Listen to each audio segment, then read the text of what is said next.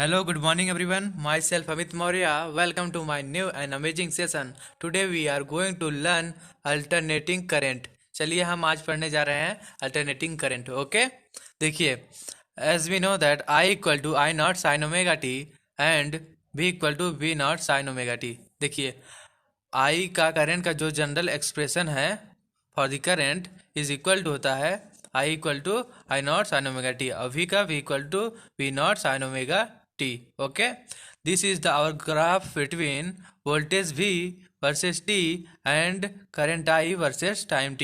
Okay, here look here, this is our sine graph. Okay,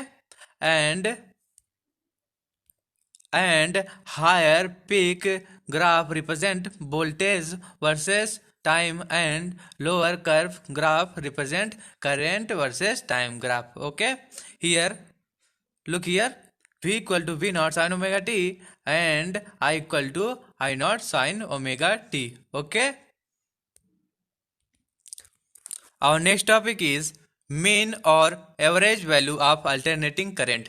चलिए हम देखते हैं मीन और average value of alternating current क्या होता है. Mean value of current for the first half cycle. Mean value of current for the first half cycle क्या होता है? आई एम इक्वल टू होता है 2 I0/पाई which is equal to 0.637 I0. Okay, mean value of current for the first half cycle will be 2 I0/पाई. Okay, next line, mean value of current for second half cycle will be Im equal to minus 2I/पाई which is equal to minus 0.637 I0. Okay, so for a complete cycle mean value of an alternating current is 0. Okay, देखिए जो हमारा complete cycle के through alternating current होता है क्या होता है? 0 होता है. और फर्स्ट हाफ साइकिल के थ्रू अल्टरनेटिंग करंट क्या होता है? Mean value of alternating current 2I/पाई. और for the second half cycle क्या होता है? I M equal to minus 2I/पाई. ओके, जब दोनों का मेट करेंगे तो क्या आ जाएगा? Complete cycle mean value of an alternating current is 0. Okay, next is root mean square velocity root mean square value of alternating current और वोल्टेज क्या होता है चलिए देखते हैं. RMS value of alternating voltage देखिए and current. I R M S equal to होता है I0/√2 which is equal to 0.707 I0. Okay, और जो हमारा बी आर एम एस होता है, V R M S equal to होता है V0/√2 is equal to 0.707 V0. Okay, this is our expression for the root mean square value and this is our expression for the mean और average value of alternating current and voltage. Okay, our next topic is AC circuit containing only resistor. चलिए देखते हैं AC circuit containing only resistor circuit को. देखिए as we know that, जैसा कि हम जानते हैं कि V इक्वल टू होता है V naught sine omega T और I इक्वल टू होता है I naught sine omega T. Effective resistance अगर हम निकालें तो कैसे निकालेंगे? देखिए इफेक्टिव रेजिस्टेंस इक्वल टू होता है V/I या फिर V नॉट/I which is equal to R. Okay, as we know that power equal to होता है V इंटू I. ठीक है, वोल्टेज इंटू करंट होता है. तो हम जानते हैं कि जो हमारा वोल्टेज का जनरल फार्मूला होता है V equal to V naught sine omega T और करंट का I equal to I naught sine omega T. जब V की वैल्यू को और I की वैल्यू को इस इक्वेशन में हम पुट करेंगे तो P इक्वल टू हो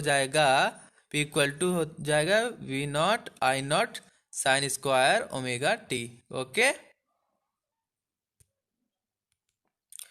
चलिए आगे देखते हैं एवरेज पावर. एवरेज पावर क्या होता है? P equal to half V naught I naught. Okay, और जानते हैं हम कि जो हमने अभी क्या पढ़ा, I R M S equal होता है I0/√2 और V आर एम एस क्या होता है?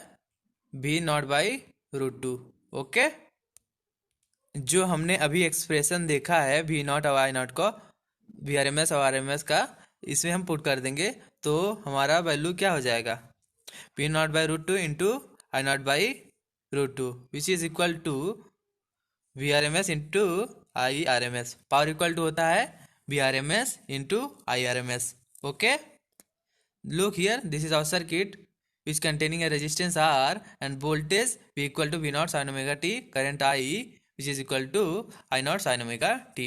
Okay, our next topic is AC circuit containing only capacitor. AC circuit containing only capacitor. देखिए, जैसा कि हम जानते हैं कि V इक्वल टू होता है V naught sine omega T.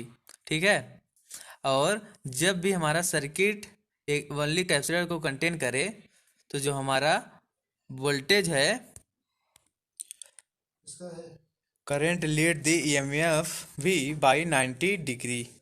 देखिए, reactance of capacitor equal to होता है 1/ओमेगा C which is equal to 1/2 C. देखिए, as we know that omega equal to 2 if we put this value in this equation we get x equal to 1/2 c. Okay, here look here, average power क्या होता है? Power equal to होता है half P I. ठीक है, half V I sine 2 omega T.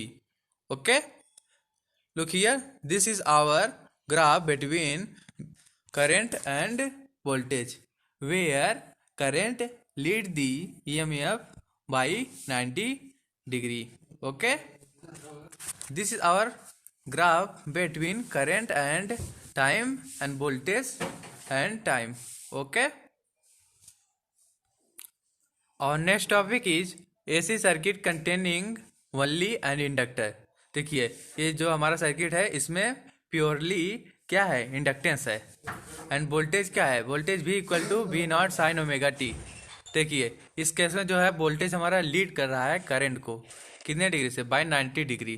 And current I equal to I naught sine omega T. Purely capacitive case में क्या था? जो है हमारा करंट लीड कर रहा था वोल्टेज को या फिर बोल सकते हैं ईएमएफ को by 90 degree.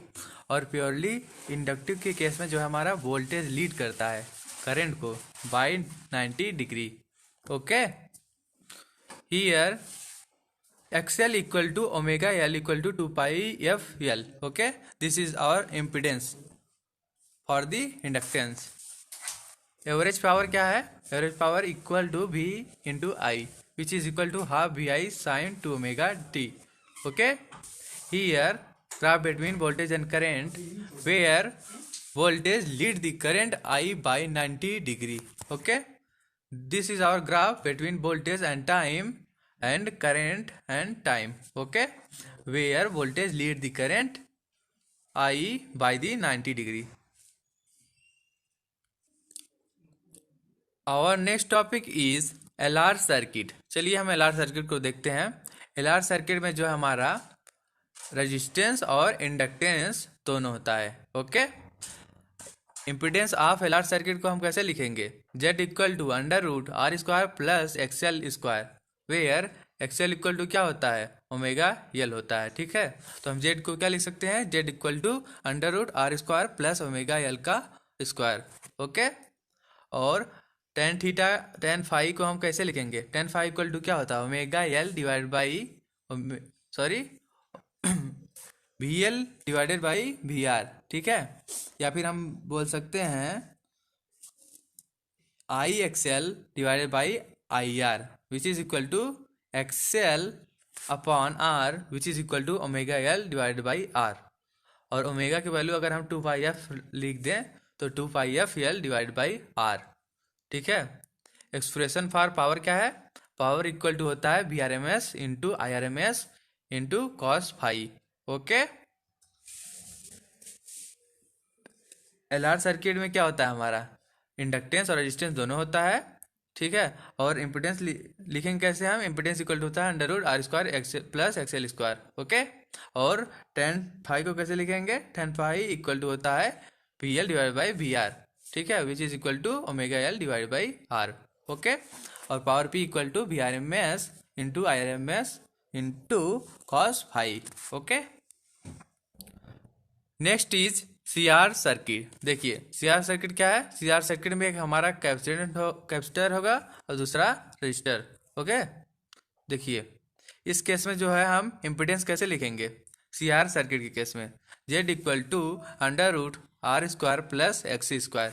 Okay, XC equal to क्या होता है 1 ओमेगा सी। ओके, जब हम एक्सी की जगह 1 ओमेगा सी लिख देंगे तो हमारा जेड इक्वल टू हो जाएगा under root R square plus 1 omega C का square. Okay, as we know that tan phi equal to होता है VC upon VR. Okay, if we put the value of VC which is equal to IXC divided by IR which is equal to XC upon R which is mainly equal to 1 upon omega C divided by R. Okay, after solving it we get finally our answer which is tan phi is equal to 1 upon 2 pi f CR. Okay, this is our expression for the CR circuit. Okay, this is the value of the impedance of CR circuit and this is our final solution. Next is LC circuit. चलिए हम देखते हैं LC circuit क्या होता है। Impedance को कैसे हम लिखेंगे, Z equal to XL minus XC which is equal to omega L minus 1 upon omega C। Okay, जब हमारी XC की वैल्यू XL से ज़्यादा होगी then I lead the EMF by 90 degree. जब हमारी XC की वैल्यू XL से ज़्यादा होगी तब जो है हमारा करंट लीड करेगा EMF को कितने डिग्री से 90 डिग्री से, और जब XC की वैल्यू हमारा XL से कम होगा तो हमारा करंट लैग करेगा EMF को बाई दी 90 डिग्री। और जब हमारा XL इक्वल टू XC होगा रेजोनेंस केस में इम्पिडेंस हमारा क्या होगा 0 होगा। This is the condition of resonance. So in resonance XC equal to XL और we can say that omega L equal to 1 upon omega C। Okay, और we can say that frequency F equal to 1 upon 2 pi into 1 upon under root LC। जब resonance condition में हमारा जो है XL equal to XC होगा तो हम दोनों को इक्वेट करेंगे omega L equal to 1 upon omega C को, तो हमारे ओमेगा की वैल्यू जो है कैंसिल हो जाएगी। ठीक है, सॉरी, ओमेगा इक्वल टू क्या हो जाएगा 1 अपान अंडर रूट LC हो जाएगा। और हम जानते हैं कि फ्रिक्वेंसी F इक्वल टू होता है ओमेगा अपान 2 पाई। ठीक है, जब ओमेगा की वैल्यू हम वहाँ पुट कर देंगे तो फ्रिक्वेंसी F इक्वल टू हो जाएगा 1 upon 2 pi into 1 upon under root LC। This is known as resonant frequency of circuit. Okay,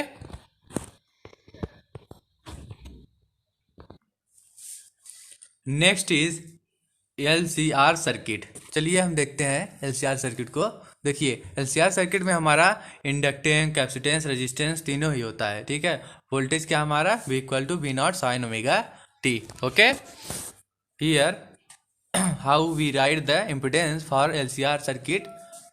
look here, impedance Z equal to होता है हमारा under root R square plus in bracket omega L minus 1 upon omega C का square. Okay, tan phi equal to omega L minus 1 upon omega C divided by R।